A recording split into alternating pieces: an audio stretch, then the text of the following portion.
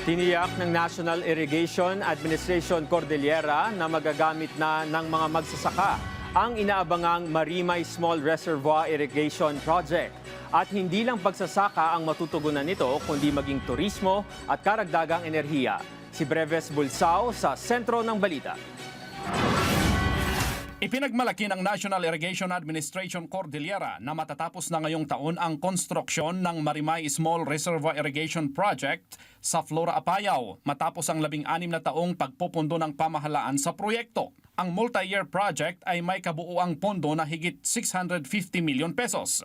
Yan ang pinakamalaking proyekto dito sa Niacar na may service area na 1,132 hectares na mabibilipitan yung 608 farmers doon sa Barangay Alig, Baluyan, Santa Maria, and Kapanakian. Makikinabang ang mga magsasaka sa Barangay Alig, Baluyan, Malig at Santa Maria.